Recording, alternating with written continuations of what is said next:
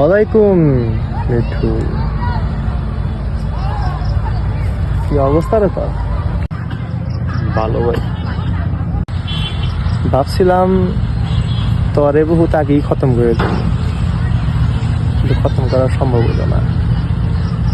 আচ্ছা, তুই আমার একটা কথা কর, শুনছিলাম কুত্তা পাললে নাকি কুত্তাও মানুষের ছেড়ে যায় না, মানুষের লগে বেইমানি করে না, কিন্তু সবাই কুত্তার থেকেও অদব।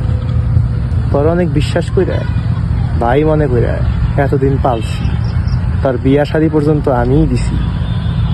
তরে বিশ্বাস করে 10 কোটি টাকার মাল দিলাম, 10 কোটি টাকার মালটা খাইয়া দিলি, আমার মালটাই খাইয়া দিবি, আমার লগে বিশ্বাসঘাতকতাটা করলি, কাহিনীটা কি কত?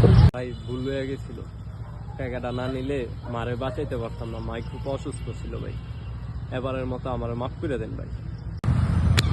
শোন মিঠু, তোরা আমি বহুত ভালোবাসতাম, নিজের ভাই মনে করতাম।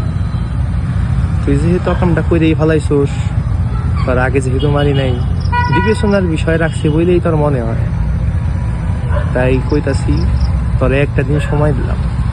একদিনের মধ্যে তুই আমার সব টাকা ফেরত দিবি। যদি একদিনের মধ্যে টাকা সব ফেরত না দিবার পারো, তাহলে তোর জানটা দখল করার লিগা আজরাইলটা ডাক দেওয়া লাগবে না, আমি একলাই যথেষ্ট। এই জায়গা থেকে যা। আকরাম, জি ভাই।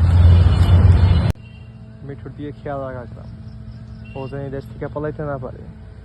আর যদি ওর ভিতরে কোনো তাদের ফেনার দেহস, ওরা ডাইরেক্ট জায়গায় খাড়ায় শুট করে দিবি জায়েন্ট থেকে। জি ভাই, আসসালামু আলাইকুম। ওয়ালাইকুম আসসালাম।